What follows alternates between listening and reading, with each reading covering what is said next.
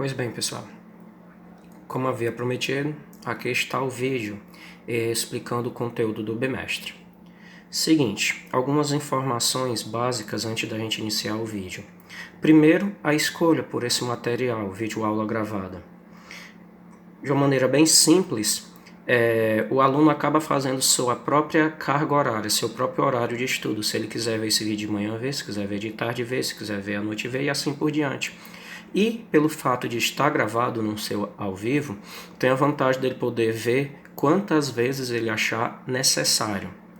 Por isso, para facilitar a vida de vocês, eu vou manter aqui algumas práticas ligadas à metodologia de sala de aula, como a gente tinha as aulas em sala. Eu vou especificar a página, especificar o lado dessa página, especificar o parágrafo e a linha para que vocês possam fazer as marcações. Igualmente quando a gente tinha as nossas aulas convencionais, tá bem? Seguinte, tiver dúvida, pausa, volta o vídeo, continua, repete quantas vezes forem necessário até que vocês possam compreender o assunto. E para que possa ficar mais fácil também, eu vou fazer da mesma forma das aulas. Em que sentido? Eu vou explicar aqui o conteúdo por tópico, assim eu vou pedir para vocês marcarem todo o tópico e depois eu volto comentando, ok? Então bora lá. O conteúdo que nós vamos ver esse bimestre, que como eu disse, esse vídeo já trata de conteúdo novo, é Política Antiga e Medieval, capítulo 19, do livro didático que nós estamos utilizando, Filosofando, Introdução à Filosofia, ok? Página 255 é onde começa o conteúdo, mas nós vamos logo para a página 256, lado A. Como eu disse, vocês vão marcar primeiro, tá certo? Então, vocês vão fazer o seguinte, vocês vão nesse lado A da página 256, no tópico 1, Política como Teoria. Vocês vão no segundo parágrafo, ok? Vão contar 1, 2, 3 linhas e vão marcar. Afirma-se que eles inventaram a política, o que não significa que outros povos não tivessem exercido poder político, ok? Depois que vocês fizerem essa marcação, vocês podem também com a caneta ou um lápis escrever assim, fazer uma chave, um colchete aqui, ok? Seguinte, pessoal, normalmente nós falamos que os gregos inventaram a política. Isso não quer dizer necessariamente que os outros povos anteriores aos gregos, e até mesmo que viviam durante o período de existência dos gregos antigos, não tivessem poder político. A única diferença é que os gregos eles vão teorizar sobre a política, tá entendendo?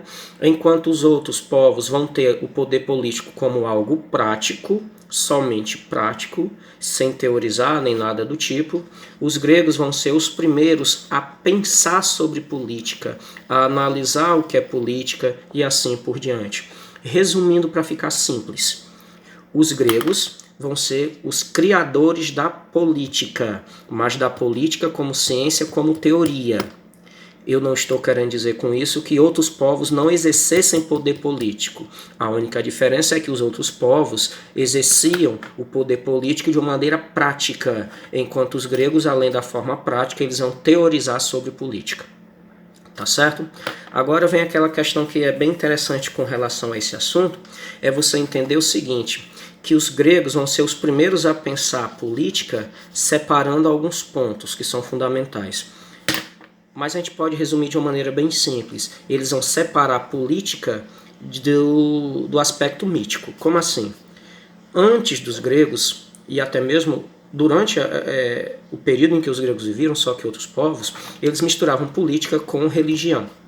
Os gregos vão ser os primeiros a fazer o contrário, vão pensar política separada de religião. Em que sentido? Tá certo? Eles vão separar a vida pública da vida privada. O que acontece dentro da tua casa faz referência só à tua família, mas ninguém precisa se meter. O que acontece na tua vida fora da tua casa, ou seja, público, já influencia na sociedade. Ok? Nós vamos ter uma diferença e os gregos vão ser os primeiros a pensar isso. Isso vai ser muito importante para a formulação da política. ok? Como sendo algo que faz referência não só a um grupo, a uma família, mas toda a sociedade, tá bem? Segundo tópico, vocês vão marcar no tópico apenas no período clássico, tá bem? Vocês vão vir no segundo parágrafo e vão marcar o seguinte, a palavrinha cidadania, contando no segundo parágrafo, 1, 2, 3, 4 linhas. Na quarta linha vocês marcam. E também vocês vão marcar o seguinte, nesse mesmo lado, no último parágrafo, tá certo? De baixo para cima, 1, 2, 3. E vão marcar. O apogeu da democracia em Atenas ocorreu durante o século V a.C., quando Péricles era governante. Pessoal, falar de política está ligado diretamente a falar de democracia, tá bem? E é por isso, nesse aspecto, que a gente volta para o primeiro tópico também, ok? A ideia de política, a ideia de democracia, ela vai chegar no seu auge na Grécia, ok? Mas mais especificamente em Atenas, onde as pessoas vão abandonar um estilo de poder anterior, que era a monarquia, ok? Que era a tirania, que era o governo de uma pessoa e de um grupo sobre todo o restante, e eles vão partir para um outro sistema administrativo, um outro sistema de poder, que se baseava em quê? Na participação de todo cidadão na vida da cidade, na administração da cidade. Nós chamamos isso de política, ok? De democracia. Só que é interessante vocês entenderem o seguinte, que vai ter uma diferença entre a democracia ateniense e a que a gente vive hoje. A democracia ateniense, ela era mais direta. Direta em que sentido? Toda decisão que era tomada passava pela participação direta de todo cidadão. Por exemplo, se a cidade fosse entrar em guerra contra a outra, lá na Ágora, tá certo, no centro político administrativo da cidade, as pessoas se juntavam, todos os cidadãos, e era perguntado, entramos em guerra ou não entramos em guerra? Quem quer entrar em guerra, levanta a mão. Aí todo mundo que era a favor, levantava a mão e eles contavam. Quem era contra, eles contavam. E o número que vencesse era a decisão da cidade. Se a maioria quisesse entrar em guerra, eles entravam. Se a maioria não quisesse, eles não entravam. Tá bem? É diferente da nossa democracia hoje, que a nossa democracia hoje, ela é indireta. Em que sentido? Nós escolhemos pessoas e estas pessoas é que vão dirigir o município, o estado ou o país, ok? Enquanto a democracia deles era direta, a nossa é indireta, tá bem? Nesse aspecto, é uma coisa interessante vocês pensar o seguinte, pessoal. Antes dessa invenção de política de democracia, nós tínhamos um ideal de ser humano. Como assim? Eles queriam que as pessoas tivessem determinado jeito de ser, determinada postura, tá certo? E essa determinada postura estava mais ligada à ideia de guerreiro. Por um motivo bem simples, pessoal. Porque antes da democracia, eu não precisava convencer ninguém. Eu ia lá e colocava minha vontade sobre as outras pessoas. Eu era mais forte, mais valente, mais poderoso e as outras pessoas tinham que me obedecer, ok? Só que, com a transformação dessa administração, com o surgimento da democracia, onde todo mundo é igual, ok? Eu não podia simplesmente obrigar as pessoas a fazer o que eu queria. Eu tinha que convencê-las. Aí vai surgir um outro tipo de situação que já eu vou comentar. Mas antes eu quero que vocês entendam o seguinte. Quando eu falo que na Grécia Antiga, em Atenas, nós vamos ter uma democracia onde todo mundo é igual, em que o cidadão podia falar, presta atenção. A ideia de cidadão deles é diferente da nossa. Atualmente, é cidadão todo mundo que nasce no país, ou então é um estrangeiro, mas que por algum motivo, tá certo, deu entrada e é legalmente cidadão. Então tem todos os direitos e deveres e, pelo menos na teoria, a gente não separa. Em que sentido? Homem, mulher, criança, idoso.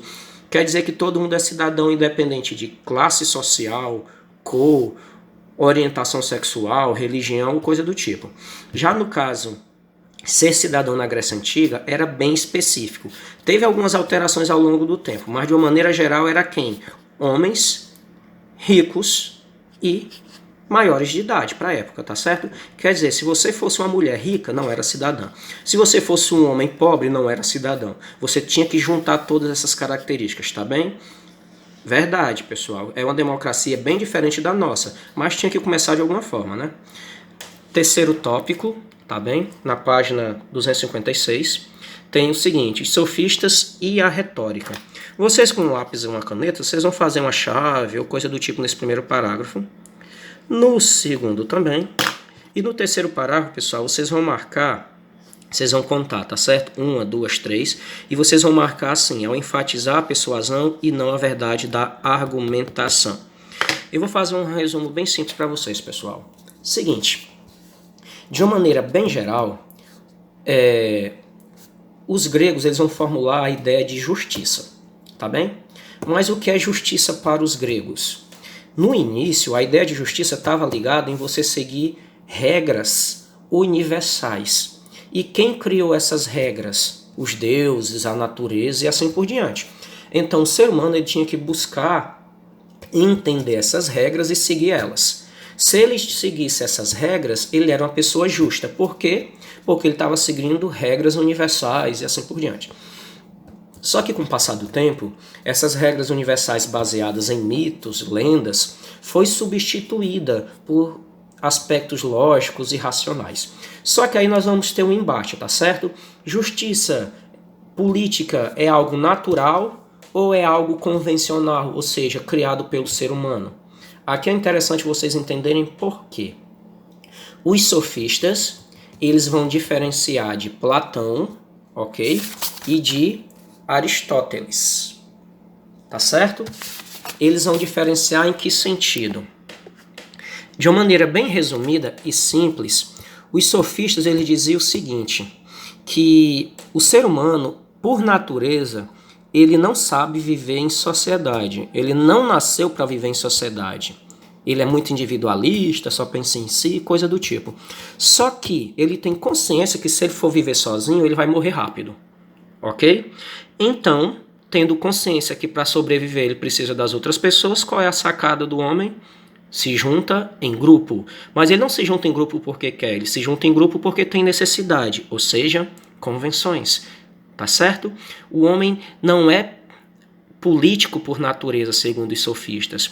A sociedade, a cidade não é natural. Ela é convencional, fruto da consciência do homem de que ele não consegue sobreviver sozinho. Então, entra no outro aspecto, justiça e política para os sofistas. Justiça para eles, pessoal, era o quê? Era a consciência de que eu preciso de leis e a consciência para a formulação dessas leis, ok?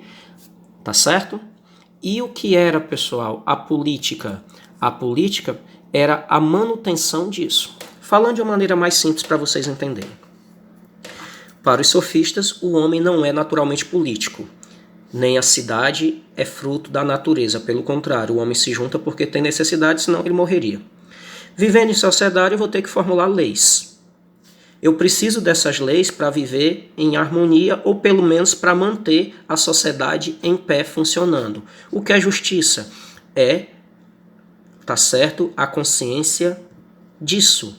É a consciência da necessidade de leis para manter a sociedade funcionando. Para os sofistas, se eu tivesse consciência que eu preciso de leis, então eu sou uma pessoa justa. Tá certo? Se a minha cidade tivesse leis que garantissem o funcionamento da cidade, ou seja, que ela não fosse desmantelada, então a cidade era justa. De maneira bem simples. E o que é a política? A política, pessoal, tinha como função preservar essa consciência de que eu preciso de leis e assim por diante. Repetindo de novo. Justiça é a consciência que eu preciso de leis. É a consciência de que o ser humano sozinho não é capaz de sobreviver. E o que é a política? Tá certo?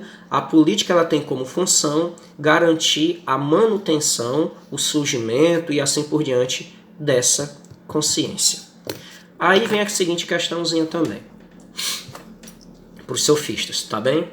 Se, prestando atenção, tá certo? Se as leis, se a cidade, se a sociedade são frutos de convenções humanas, ou seja, da necessidade humana de sobreviver e por isso ficar junto, então elas podem mudar com o tempo, não é verdade? Muda a sociedade, muda as leis. É só você relembrar, por exemplo, que há 30 anos atrás um homem podia matar uma mulher utilizando como justificativa crime de honra, ou seja, a mulher traiu ele podia matar ela. Já nas leis atuais isso não vale. Por que mudou? Por que essa lei se alterou? Simples. Porque o mundo mudou, ok? Apesar de muita gente não pensar desse jeito, né? Aí o que acontece? Nesse sentido, a justiça também, tá certo? Ela vai servir para quê? A política, aliás, vai servir para quê? Para permitir que haja essa alteração das leis, ok? Que haja essa atualização das leis sem a sociedade desabar, ok? E tem um outro detalhezinho também. Se a justiça, pessoal, se a lei, tá certo? Se a política são convenções humanas, ou seja, surgem de interesses humanos e muda de acordo com o passar do tempo, não existe uma lei universal, não existe uma regra universal. As leis são frutos de interesses humanos. E como é que eu posso garantir que meu interesse seja garantido por essa lei? Por uma coisa bem simples, que era característica da democracia. Todo mundo podia falar. E nesse aspecto os sofistas vão defender bastante o seguinte, a ideia da persuasão, da oratória. Quer dizer o que com isso? Tá certo? Que se eu fosse uma pessoa que soubesse falar e conseguisse convencer os outros, eu podia ter meus interesses atendidos. Bem simples. Repetindo, ok?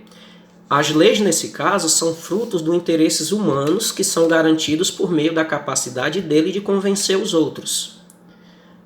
Para os sofistas, as leis não são naturais, não são universais ou coisas do tipo. Elas são criações do homem. E o homem, para criar essas leis, ele não pode obrigar outra pessoa, ele tem que convencer ela. Daí a necessidade de quê? Da persuasão, ok? Da oratória e assim por diante, que é a arte de falar e convencer os outros. Tá certo? Seguinte. Agora a gente vai na página 256, do tópico 4, a teoria de Platão. Tá certo? Pessoal, tem algumas coisas aqui que eu não vou comentar tão assim, porque eu vou falar de uma maneira geral, tá certo? Para que o vídeo não fique grande demais, né, complexo demais para vocês. Na teoria de Platão, tá certo? Eu quero que vocês venham na página 257, tá bem? No lado A. E vocês vão marcar o seguinte, primeiro parágrafo, segundo parágrafo, vocês vão marcar o seguinte, da opinião à ciência, tá certo? Ok? Vocês vão vir também no primeiro, segundo, no terceiro parágrafo e vão marcar, pessoal, aqui, ó, nessa última parte do terceiro parágrafo. Mas que isso? Apenas o filósofo deve governar. A gente vai marcar tudo para poder comentar. Vocês vão marcar também, aliás, vocês vão pegar esse último parágrafo do lado A e vão fazer uma chavezinha ou coisa do tipo. Agora vou para o lado B, tá bem? Vocês vão marcar o seguinte. Nesse primeiro tópicozinho, você vai marcar, ok? Aqui, ó, na 1, 2, 3, na quarta linha. Alma de bronze, tá bem? Você, nesse mesmo tópico, você vai contar de baixo para cima, 1, 2, 3 e vai marcar, ó. A virtude por excelência desse grupo é a temperança, pela qual deveriam controlar os desejos e o prazer. Tá bem? No segundo tópicozinho, no segundo pontinho aqui, vocês vão marcar o seguinte, tá certo? Vocês vão contar 1, 2, 3 linhas e vão marcar, perdão, na segunda linha, tá certo? Repetindo, ó, 1, 2. Vocês vão marcar alma de prata, tá bem? E vocês, nesse mesmo tópico, nesse mesmo parágrafozinho, vocês vão contar, ó, de baixo para cima, 1, 2, 3, e vão marcar a virtude dos guerreiros é a coragem, tá bem? Nesse último pontozinho, ou seja, o último parágrafo do lado B da página 257, vocês vão contar 1, 2. 2 linhas e vão marcar alma de ouro. Vocês vão, nesse mesmo parágrafo, tá certo? Contar 1, 2, 3, 4, 5, 6, 7, de baixo para cima. Repetindo, 1, 2, 3, 4, 5, 6, 7. E vão marcar, cabe a eles o governo da cidade por serem os únicos a ter ciência da política. E vão marcar também essa parte. Também seriam os mais justos, uma vez que justo é aquele que conhece a justiça. Ok? E vocês vão marcar como virtude principal é a justiça. tá certo? Virtude principal é a justiça. Então, bora aqui olhar algumas coisas de uma maneira bem geral. No lado B da página 257. Primeiro pontinho, alma de bronze, virtude, temperança.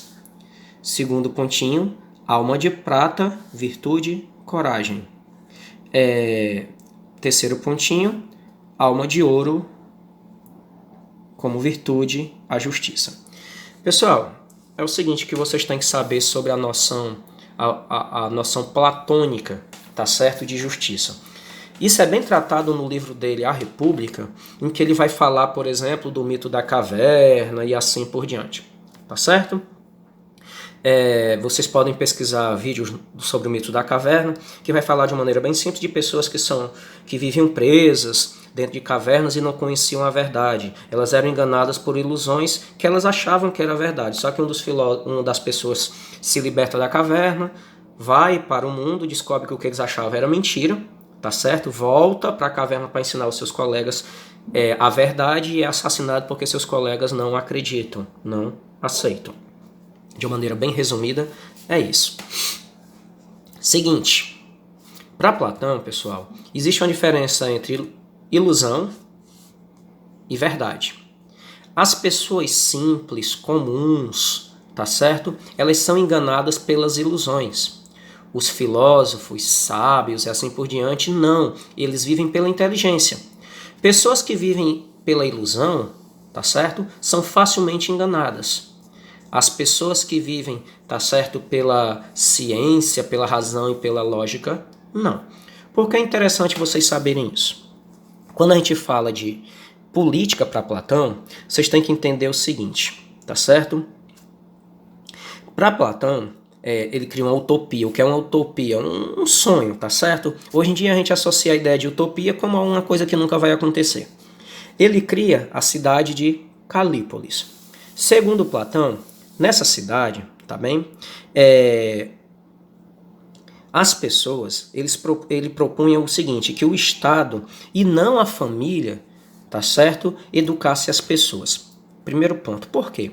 Porque quando o Estado fosse educar as crianças, ele educaria essas crianças pensando, tá certo? E colocando na cabeça das crianças a necessidade de pensar para todo o grupo. Falando de uma maneira bem simples. Segundo Platão, nessa utopia dele, nesse livro, nessa cidade que ele imaginou, tá certo? Se as crianças fossem criadas pela família, quando elas crescessem, elas iam tentar ajudar sempre a sua família e prejudicar os outros, tá bem? Se essa pessoa fosse criada pelo Estado, não, porque ela não ia pensar só na sua família, ela ia pensar em toda a sociedade, tá bem? Ele também defende nessa cidade, pessoal, seguinte, que as pessoas que fossem diferentes não poderiam se casar, ok? Que as pessoas que fossem de níveis diferentes não poderiam se misturar.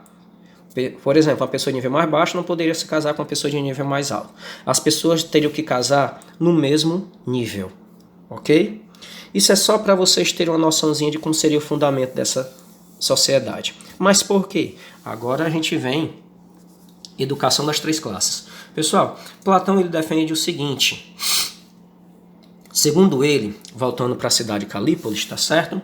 Ele era a favor de dividir o mundo, dividir a cidade em três grupos, que era chamado de três almas, tá certo? Ou três classes e assim por diante. Foi o que ele designou de alma de bronze, alma de prata e alma de ouro. Vou pegar tudo isso aqui de uma maneira bem resumida, tá certo? Segundo Platão, até os 20 anos, todo mundo, inclusive as mulheres, viu? Platão era contra deixar as mulheres fora disso aí, da jogada aí. Todo mundo deveria ter acesso ao mesmo nível de educação. Pessoas ricas, pessoas pobres, não tinha isso não. Todo mundo tinha o mesmo nível de educação, a mesma qualidade de educação, ok? Depois de um certo tempo, quando aquelas pessoas alcançassem 20 anos, tá certo? Ocorreria uma prova, uma seleção, ok? As pessoas que passassem nessa seleção continuariam estudando. As pessoas que não passassem nessa seleção, tá bem? Elas eram conhecidas como almas de bronze. E qual era a função delas? Elas tinham que se dedicar à agricultura, ao artesanato, ao comércio. Resumindo, a função das pessoas com alma de bronze era sustentar a sociedade. E para isso, quer dizer o seguinte, que eles estavam colocando a situação dos outros acima da deles, tá certo? Quer dizer que eles estavam se colocando, eles estavam colocando os outros como superiores a eles. Por isso que a virtude por excelência desse grupo é a temperança. Por quê? Porque eles tinham que controlar os seus desejos para poder cuidar de todo mundo. Ok? Repetindo, até 20 anos todo mundo tinha a mesma educação. Fazia uma seleção, uma prova, um teste. Quem passasse continuava os estudos. Quem era reprovado parava de estudar e ia trabalhar para sustentar a cidade. Sustentar todo mundo. Essas pessoas que iam sustentar a cidade eram conhecidas como alma de bronze e tinham como virtude a temperança, tendo que controlar seus desejos para botar o bem da cidade acima de sua própria vontade. Pois bem, as pessoas que continuavam os estudos, estudavam, os que passaram nesse teste, tá certo? Estudavam por mais de 10 anos. Então era feita uma nova seleção, tá certo? As pessoas que passavam nessa seleção continuavam estudando. As pessoas que eram reprovadas eram catalogadas como almas de prata. E qual era a função dessas pessoas? Defender a cidade, tá bem? Essa era a função deles. Eles paravam de estudar a partir daqui e eles iam ser soldados para proteger a cidade. Então, qual era a virtude desse grupo? A virtude deles tinha que ser a coragem, tá bem? Aqueles que continuaram os estudos e assim por diante, ou seja, passaram na frente dos que tinham alma de bronze, alma de prata, eles eram conhecidos como alma de ouro. E eles continuavam seus estudos, eram bem instruídos e assim por diante. Quer dizer o seguinte, tá certo? Eles eram ensinados a pensar mais. A essas pessoas de alma de ouro, eles tinham uma função bem específica. Não era sustentar a cidade, não era proteger a cidade, era administrar a cidade, ok? Eles teriam que ter como virtude principal a justiça, ok? De uma maneira bem simples. E se você for pensar, o que é a justiça para Platão nesse aspecto? É cada um fazer aquilo que lhe foi determinado. É você seguir o Estado, ser comprometido e cumprir a tua função. A alma de bronze, o cara teria que cuidar de quem? Da sustentação da cidade. A alma de prata, da proteção da cidade. A alma de ouro, da administração da cidade. Se uma alma de bronze tentasse administrar a cidade, isso era injustiça. Se uma alma de ouro tentasse sustentar a cidade, isso era injustiça. Vocês estão entendendo? A justiça para Platão nesse sentido era cada um seguir aquilo que lhe foi determinado, sem questionar. Ok? Repetindo. Para Platão, tá certo? Você dividiria essa sociedade de acordo com o nível da pessoa, a inteligência da pessoa, a capacidade da pessoa. Essa divisão se baseava em o seguinte, dar educação para todo mundo, só que com o passar do tempo essas pessoas elas passavam por uma seleção. Quem, por exemplo, não conseguisse passar ia ficando pelo meio do caminho, ok? Os que eram reprovados primeiro eram chamados de alma de bronze e tinham que cuidar da cidade, sustentar a cidade, tinham que ter como virtude a temperança, pensar mais dos outros do que neles mesmos. Os que continuavam os estudos por mais de 10 anos, era feita uma nova seleção. Quem fosse reprovado nessa seleção era chamado de alma de prata e tinha como função proteger a cidade, tinham que ter como virtude a coragem. Os que passaram por toda essa seleção depois de tantos anos de estudo, tá certo? Eles tinham como função o quê? Administrar a cidade, era chamado de alma de ouro e tinham que ter como virtude principal a justiça, tá bem? Pessoal, só por curiosidade, vocês provavelmente conhecem algum filme, um filme em especial, né, uma trilogia, se não me engano é Divergente, Convergente, que mostra isso aí bem direitinho. Relembrem quem assistiu? A sociedade é dividida em grupos, tá certo? A sociedade é dividida em grupos, cada grupo tem a sua função e assim por diante. E um grupo não se mete na função do outro. Você tem o grupo da coragem, que tem como função, tá certo? Proteger a cidade e assim por diante. Só para vocês terem uma noçãozinha, tá certo? Seguinte, nós podemos resumir, pessoal, esse pensamento de Platão de dividir o mundo em almas e que a alma de ouro deveria administrar a cidade, nós podemos chamar de sofocracia. O que é sofocracia de uma maneira bem resumida, tá certo? Nós podemos chamar sofocracia de filósofo-rei. Traduzindo, ou o rei se tornaria filósofo ou o filósofo se tornaria rei, mas de uma maneira bem simples. Os filósofos deveriam comandar o mundo, a cidade, assim por diante. Por quê?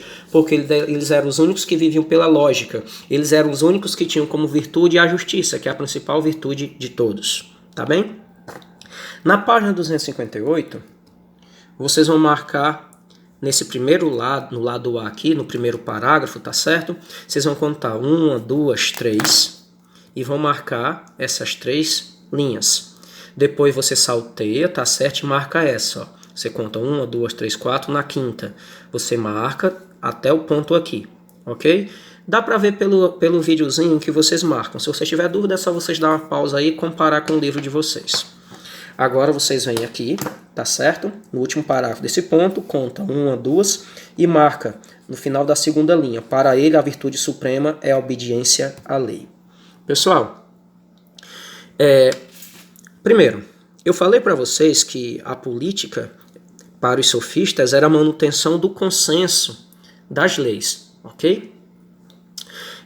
E que a justiça era o consenso de que eu preciso de lei e assim por diante. O que é a política para Platão? Política é a arte de governar, puro e simples. E o que é político? É todo aquele que entende, que conhece a difícil arte de governar. Bem simples, bem resumido, ok? Repetindo, política para Platão é a arte de governar. E política é aquela pessoa que conhece essa difícil arte. Sofocracia, ok? É o modelo de Platão, o modelo de poder de Platão, tá certo? Em que quem vai comandar a sociedade são as pessoas, são os filósofos. Em que sentido? Ou um filósofo se torna rei, ou um rei se torna filósofo. Por quê? Se fosse pedido para explicar para vocês. Aí entraria naquela questão, tá certo? Das 3 almas e assim por diante. Ok? Alma de bronze, alma de prata e alma de ouro. Nessa última coisa que eu pedi que vocês marcassem, tem uma coisa bem interessante que vocês têm que aprender. Para Platão, pessoal, a maior virtude, a virtude suprema, tá certo? É você ser obediente à lei. Acabou. E para isso, segundo Platão, o Estado pode usar qualquer mecanismo para controlar as pessoas. O Estado pode utilizar o diálogo, mas se for necessário, o Estado pode utilizar a força. Tá bem? De uma maneira bem simples, era isso que Platão acreditava.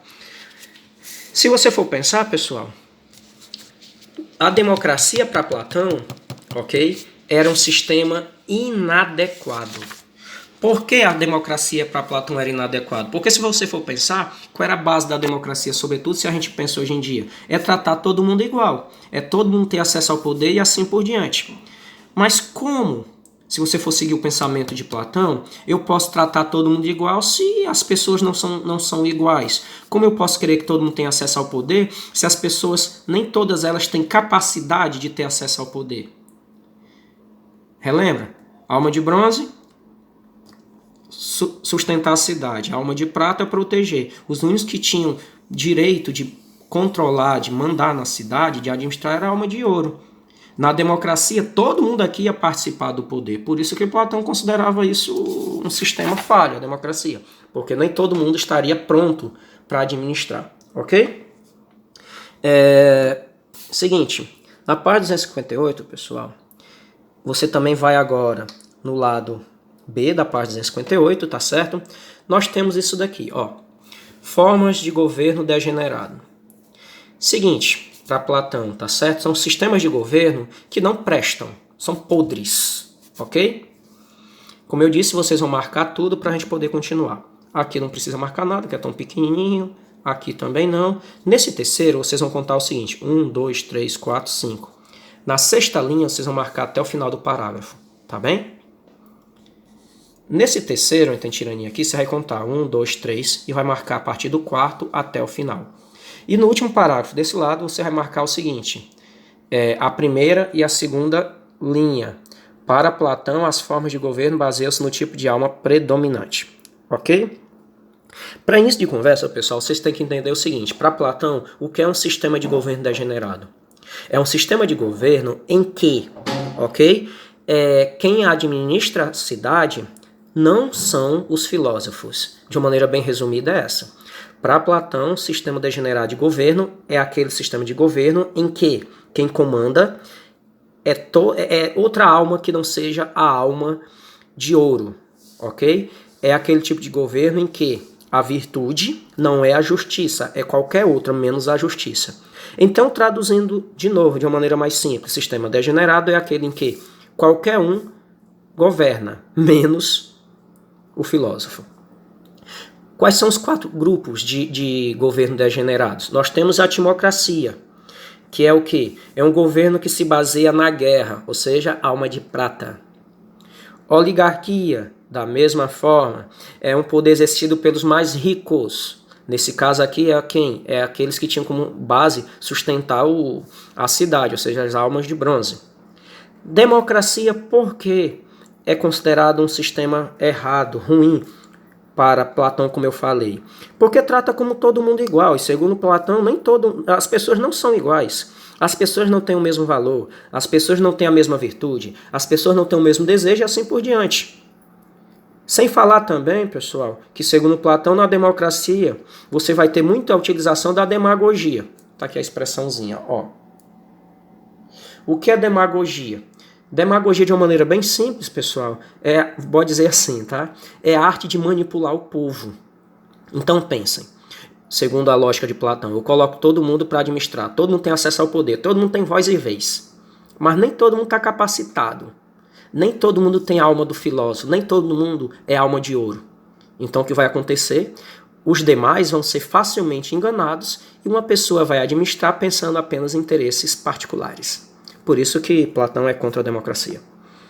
A tirania, pessoal. A tirania é quando uma só pessoa controla tudo, ok? É quando uma só pessoa manda no país todo e ele manda se baseando em seus próprios desejos, em sua própria vontade. Traduzindo, segundo Platão, o tirano é a antítese do filósofo.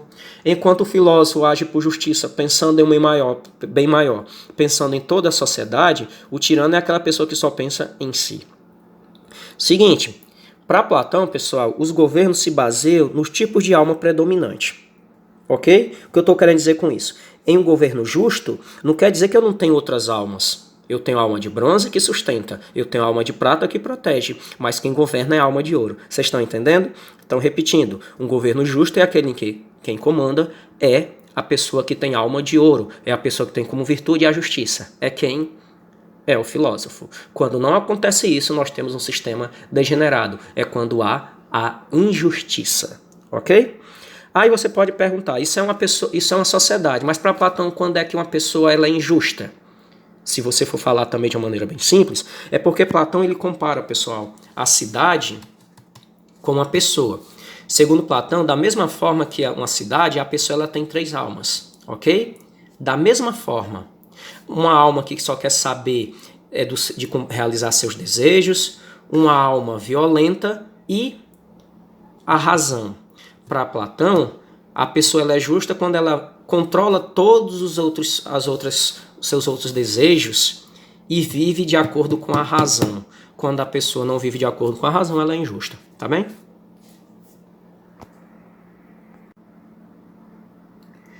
Pessoal, nós já vimos a ideia de política, justiça para os sofistas e para Platão. Nós vimos as diferenças básicas deles. Nós podemos resumir, por exemplo, dizendo que para os sofistas a justiça, a lei, a cidade são convenções humanas, frutos de sua consciência de que não são capazes de sobreviver sozinhos. Se tem que viver junto, então eu tenho que organizar esse negócio, né? Já Platão, ele vai dizer o seguinte, que a sociedade, que a justiça, que as leis, que isso tudo é natural, porque o homem ele é um ser naturalmente político, tá certo? Esse é um conceito também que Aristóteles defende, quer dizer o seguinte, Aristóteles ele vai ser do partido de Platão, pode dizer assim, né? Ao conceber a ideia de justiça, de política, de cidade como sendo algo natural, ok? Já os sofistas dizem que é uma convenção humana, fruto da necessidade e assim por diante. Quando eu falo, pessoal, de que a ideia de justiça, de cidade, de política é algo natural, por exemplo, para Platão e Aristóteles, é porque está vinculado ao próprio ser humano. Como eu já comentei, né?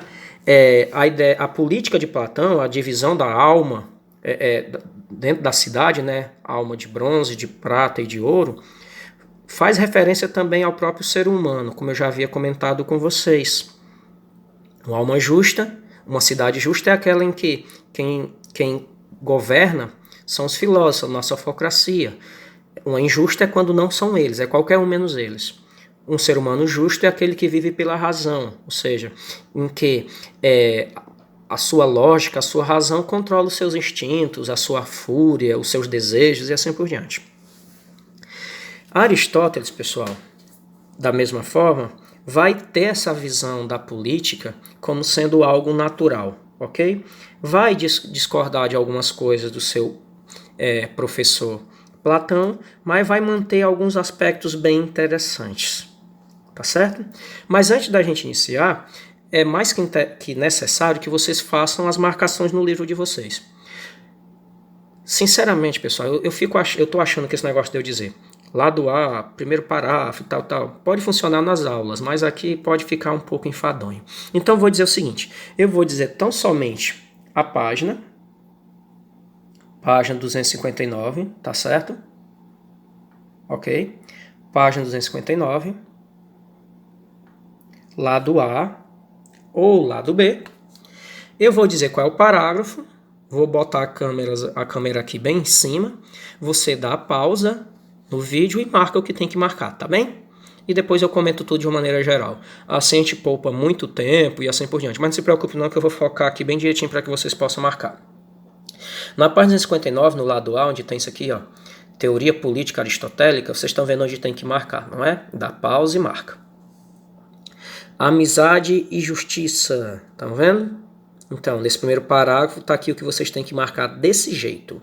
Pessoal, tá com cores diferentes, não é por causa de nível de importância, não. É porque eu fico com algumas canetinhas falhando, aí eu vou marcar pelas canetinhas que eu tenho aqui, tá certo? Então não se importa com a cor, não. O importante é marcar.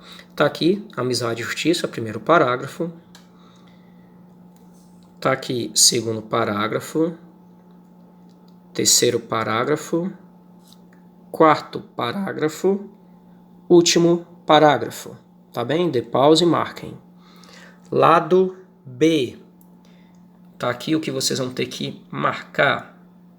Olha com atenção para comparar com o livro de vocês. Vocês vão ter que marcar desse jeito, tá bem? Ok. Pessoal, seguinte. A primeira coisa que vocês têm que colocar na cabeça de vocês é que a teoria política de Aristóteles, pessoal, ela critica bastante aquele pensamento de Platão, sabe? A cidade, divisão de almas, quem pode governar, quem não pode governar. Primeiro porque Aristóteles dizia que esse era um pensamento extremamente autoritário, ok?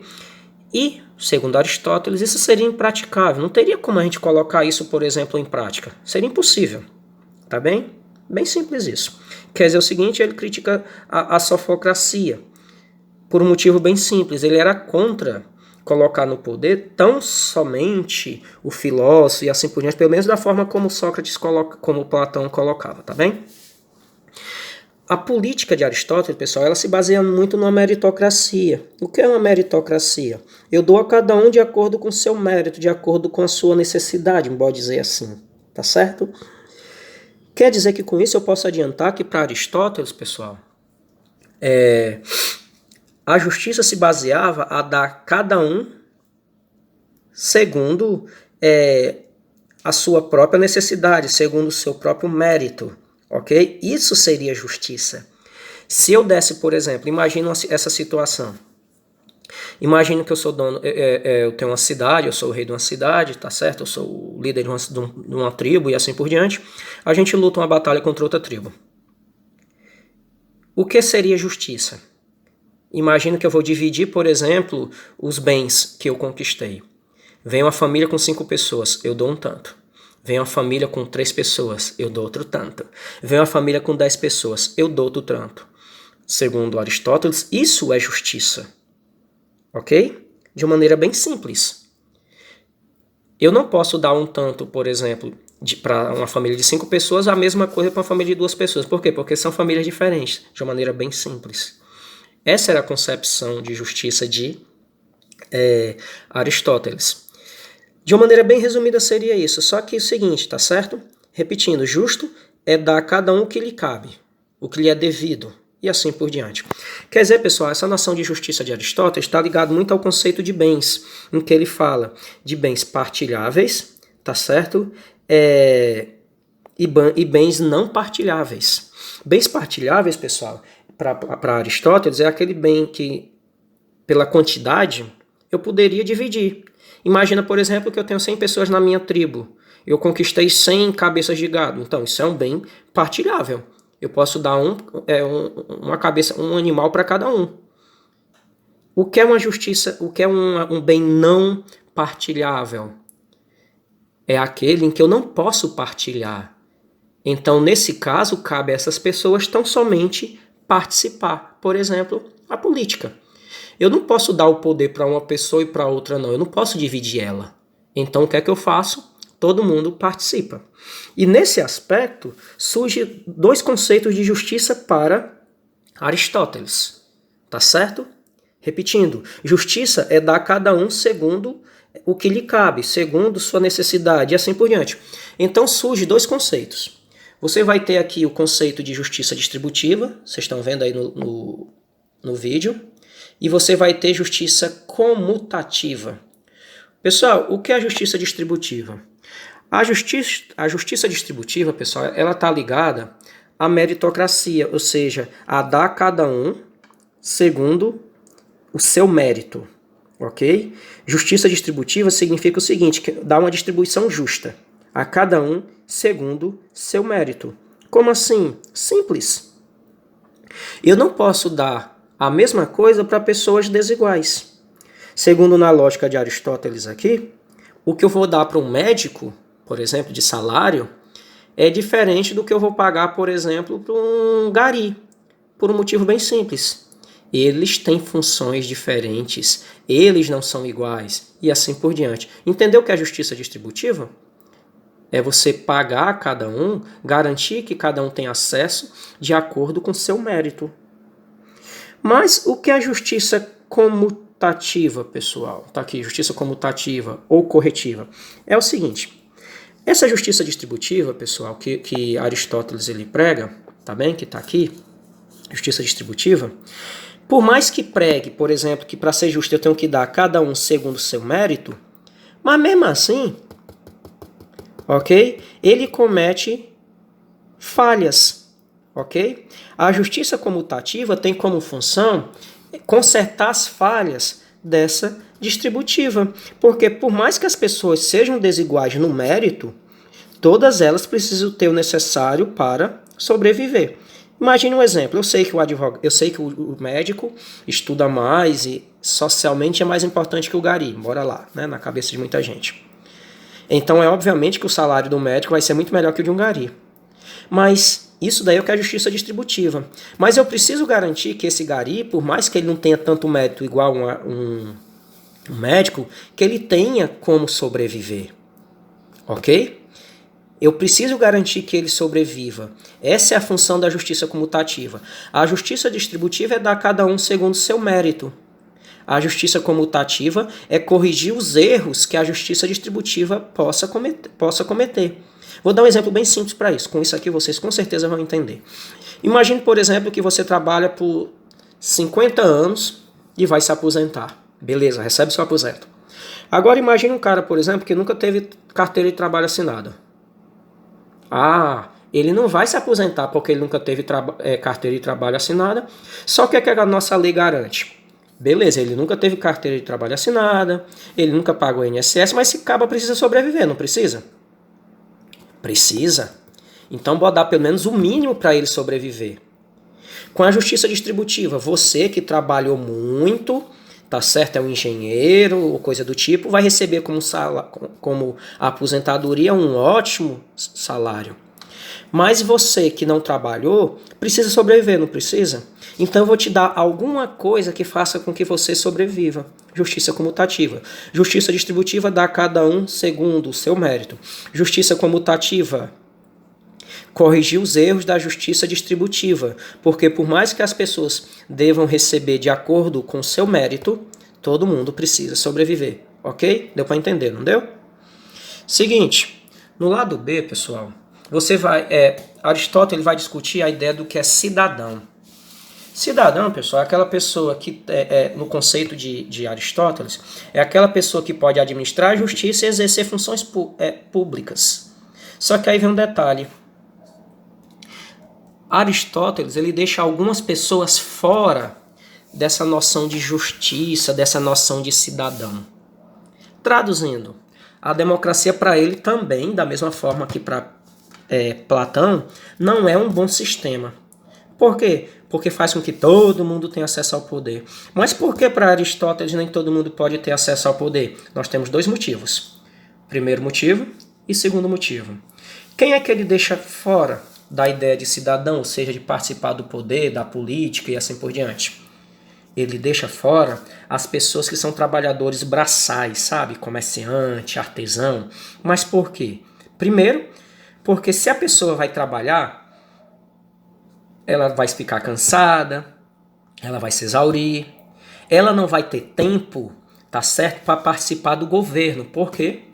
Porque naquela época, pessoal, quem participava, por exemplo, da política eram pessoas ricas e tudo mais, porque por um motivo bem simples. Quem tinha cargo público não recebia dinheiro não recebia salário não, viu? Ele trabalhava por honra. Então ele vai viver de quê? Quando ele é rico, ele tem suas riquezas e assim por diante. Mas se o cara é um trabalhador braçal, ele precisa trabalhar, se ocupar para sobreviver, como é que ele vai ter tempo? Como é que ele vai ter o ócio necessário para participar do governo? Por isso, já que ele não pode participar, deixa ele fora. Primeiro motivo. Segundo motivo é porque no próprio conceito da época, tá certo? Nós vamos ter no pensamento na época, um preconceito na época, de que pessoas que tinham trabalho braçal, manual, pesado, tá certo? Aquela atividade embrutecia a sua alma. Então ele era incapaz de ter uma virtude esclarecida e coisa do tipo. Falando de uma maneira bem simples. Por que eu não coloco todo mundo para participar? Para ser cidadão e assim por diante? Porque eu deixo de fora os trabalhadores braçais, pessoas que não são ricas, resumindo, botando tudo num pacote só.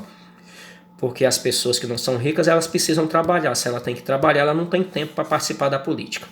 E em segundo lugar, como ela tem que trabalhar, esse trabalho vai endurecer sua alma. Então ela não vai ter a virtude, tá certo? O jeitinho para ser político. De maneira bem simples, é isso. Ok? Na página 260, pessoal, nós vamos ter também, tá certo? As formas de governo, que Aristóteles divide, tá certo, em dois grupos.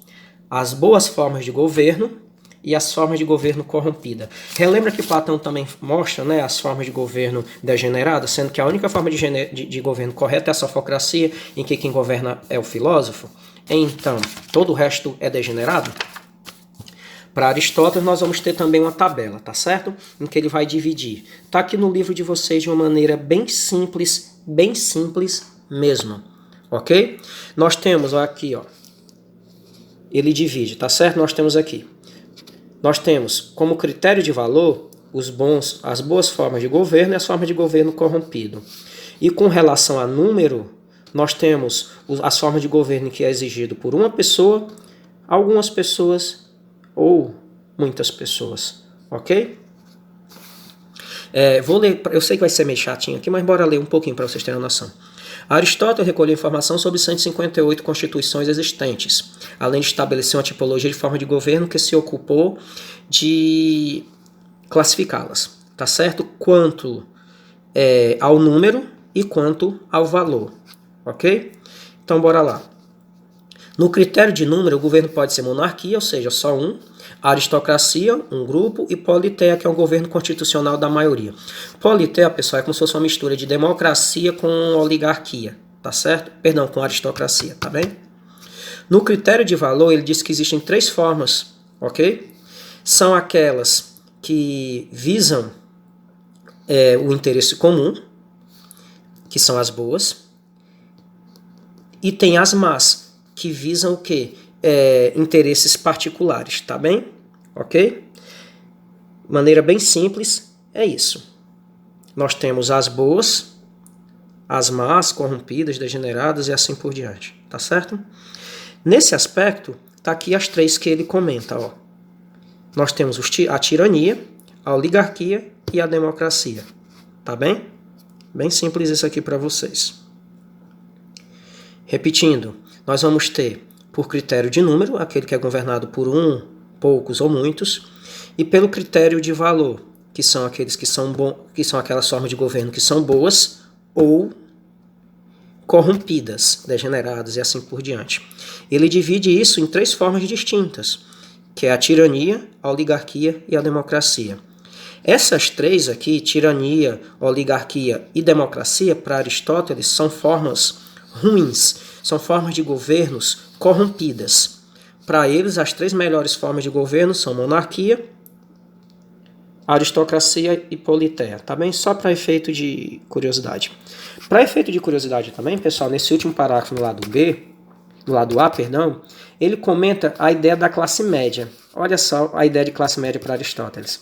Segundo Aristóteles, se eu fosse dividir a sociedade só em pessoas ricas e pobres, essa sociedade ia viver esculhambada, tendo muita briga, porque os ricos iam querer explorar os pobres não queriam ser explorados pelos ricos.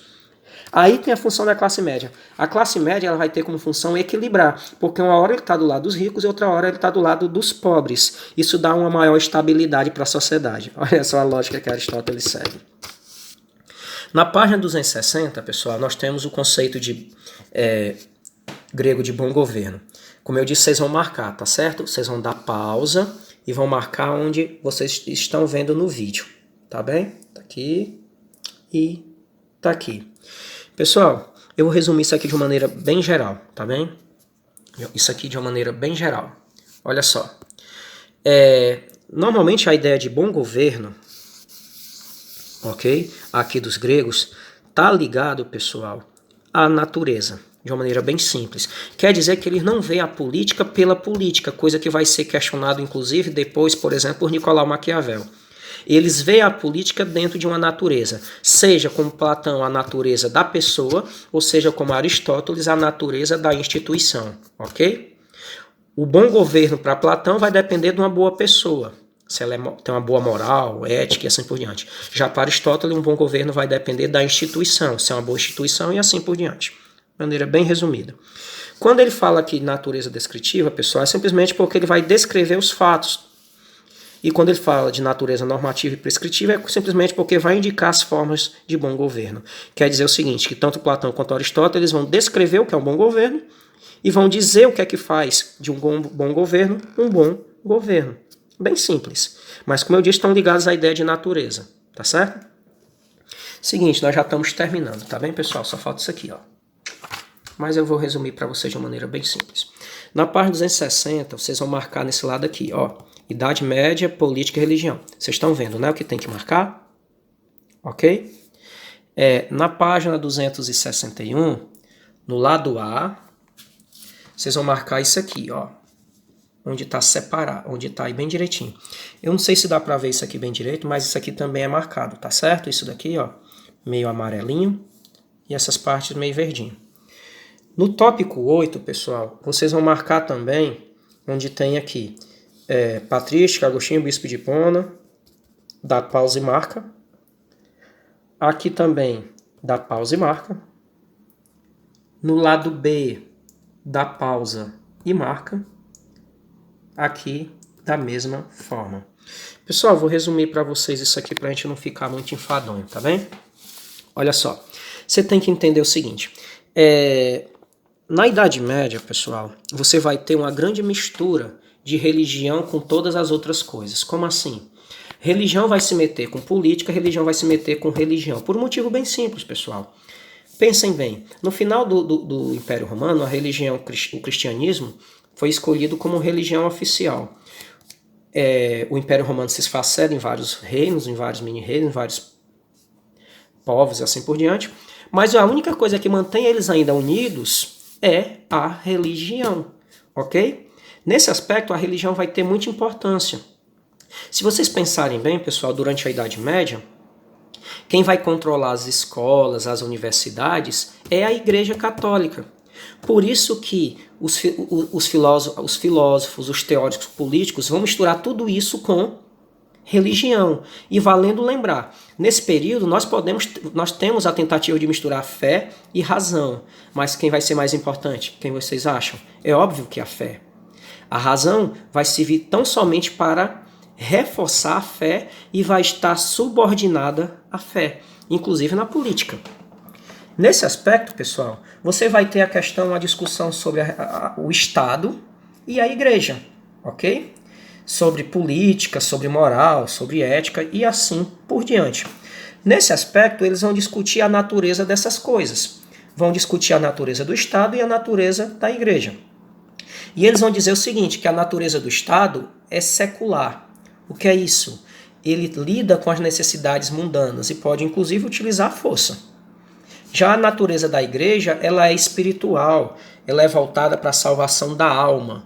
E ele tem que usar educação e persuasão. Tá bem? Maneira bem simples. Quer dizer que nós temos uma divisão aqui, ok? Mas valendo lembrar que, mesmo com a natureza espiritual da igreja e a natureza secular do Estado, não esqueçam que quem vai mandar é a igreja, tá bem? Olha só, marquem essa parte aqui também, que vai falar da filosofia patrística e da filosofia escolástica, tá bem? Pessoal, o termo patrístico faz referência aos padres da igreja, ou seja, aos pais da igreja, que vão ser justamente os primeiros que vão criar as doutrinas e dogmas da igreja católica. Tá bem? Eles vão existir durante a transição do Império Romano, ou seja, no seu fim, e o surgimento da Idade Média. E esse período de transição e ruptura vai influenciar bastante a filosofia patrística. Pessoal, a filosofia patrística vai ser extremamente influenciada também pelo pensamento de Platão, ok? Por exemplo, Platão vai separar, como eu disse, o mundo em dois mundos, mundo sensível e mundo inteligível. O mundo sensível das ilusões, o mundo inteligível da razão. O mundo sensível é o que você tem que abandonar, o mundo inteligível é o que você tem que viver. Curiosidade. O pessoal aqui da Idade Média, os cristãos, vão utilizar esses pensamentos dessas pessoas que não são cristãs, eles vão alterar, ok? Vão adaptar para poder utilizar. Um bom exemplo disso aqui é que a filosofia patrística vai separar o mundo não insensível e inteligível, vai separar o mundo sensível e mundo divino. Ou seja, nós temos que abandonar o mundo sensível, ok? Das sensações, das ilusões, do pecado, e nós temos que viver de acordo com o mundo de Deus. Olha só, nesse aspecto eles vão criar a teoria, sobretudo o principal pensador da filosofia patrística, que é Santo Agostinho, vai criar a teoria da cidade de Deus, ok? Que de uma maneira bem simples, pessoal, nós podemos dizer o seguinte, que a cidade de Deus acaba sendo, tá certo, como se fosse Perdão, deixa eu consertar para você. A cidade terrestre, a cidade do homem, ela é literalmente uma cópia mal feita da cidade de Deus. É um reflexo, um espelho do que é a cidade de Deus. Então, se a cidade de Deus é justa com Deus no comando, a cidade humana, a cidade terrestre tem que ser a mesma coisa, ok? Enquanto a cidade terrestre tem que zelar pelas pessoas e assim por diante, a cidade de Deus é o mundo espiritual e por aí vai. Só que uma curiosidade, ele não resume a cidade de Deus só depois que a pessoa morrer, ok? A cidade de Deus não é apenas o reino divino, tá certo? São como se fossem dois lados de uma mesma moeda, tá bem? Mas valendo lembrar que a cidade de Deus, a cidade humana, ela é dependente da cidade de Deus. Por quê? Porque a cidade humana é a cidade do pecado, que com o passar do tempo vai ser aniquilada e vai dar lugar à cidade de Deus, tá certo? De graça, paz e infinidade e assim por diante. Esse conceito, pessoal, de dividir o mundo em dois, cidade de Deus e cidade do homem, tá certo? Cidade de Deus como o que eu quero alcançar, o que eu quero me tornar, vai ser chamado de agostinianismo político, tá certo? Esse conjunto de doutrina vai ser chamado de agostinianismo político, que é justamente a teoria que aborda o confronto entre o poder do Estado e o poder da Igreja. O agostinianismo político vai justamente falar disso, dessa luta entre o poder do Estado e o poder da Igreja. Mas valendo lembrar que vai defender o seguinte, que a Igreja deve mandar no Estado, que o Estado tem que obedecer à Igreja. Puro e simples. Nesse livro também fala sobre Bernardo de Claraval e a luta das duas espadas. A luta das duas espadas, pessoal, também é bem similar à cidade de Deus. Quer dizer o seguinte, vai falar que existe a espada espiritual e a espada material, mas ambas pertencem à igreja. A espada espiritual é usada pela igreja e a espada material é usada para a igreja. Traduzindo, ele vai dizer que o mundo se divide em espiritual e físico, entre igreja e Estado, mas quem tem que comandar em tudo, igreja. Tem aqui, pessoal, tá certo? Na página 262, a escolástica, tá bem? Que na verdade, pessoal, vai acreditar a mesma coisa de Santo Agostinho. Aqui, quem vai ser o principal teórico é Tomás de Aquino. Só que ele vai acreditar na mesma coisa e tudo mais, só que ele vai procurar um maior equilíbrio, vocês estão entendendo? Um maior equilíbrio. Enquanto para a filosofia patrística eu tenho que abandonar o mundo natural e só pensar no mundo divino, na escolástica, há sim uma forma de eu manter uma coerência entre os dois mundos. Quer dizer o seguinte, filosofia patrística e filosofia escolástica, eles têm em comum o quê? De que o mundo espiritual é superior ao material. Mas enquanto na patrística eu tenho a visão de abandonar o mundo natural, na filosofia escolástica, não. Eu não preciso abandonar o mundo natural, ok? Tá certo? Eu posso muito bem utilizar o Estado para aperfeiçoar a igreja e assim por diante. Ou seja, eu posso usar o mundo natural para fortalecer a fé. Pessoal, a gente já está terminando. Na página 67 tem isso aqui que vocês vão marcar, ok? No lado B. E na página 263 tem isso aqui no lado A e no lado B. É só vocês darem a pausa e marcar, tá bem? De uma maneira bem resumida, pessoal, nesse tópico Tempos de Ruptura e Teóricos Pré-Renascentistas, vai discutir o seguinte, de uma maneira bem resumida, curta e grossa para a gente terminar, que com o passar do tempo, tá certo? Mesmo as igrejas controlando as escolas e as universidades, vai haver aí, tá certo? Um pedido por parte de teóricos, um desejo por parte de muitas universidades de um processo de laicização da política, ou seja, de separar política de religião. Obviamente, coisa que a igreja não aceitava, tratava como heresia e mandava matar todo mundo. Nesse contexto, nós vamos ter o surgimento de um conflito entre aquelas pessoas que diziam que o Papa podia controlar todos os estados, todos os reis, eram os guelfos, tá certo? E nós tínhamos os caras que diziam o seguinte, não, o Papa tem que cuidar da religião, política é com outra pessoa, é com o imperador e assim por diante, nós chamávamos de gibelinos. No meio dessa discussão, nós vamos ter justamente um conjunto de pessoas que vão discutir o seguinte, que, prestando atenção, o Papa tem que cuidar da religião, política, ele não é para se meter, quem é para cuidar da política é os reis e assim por diante. De uma maneira bem resumida, é isso, tá certo?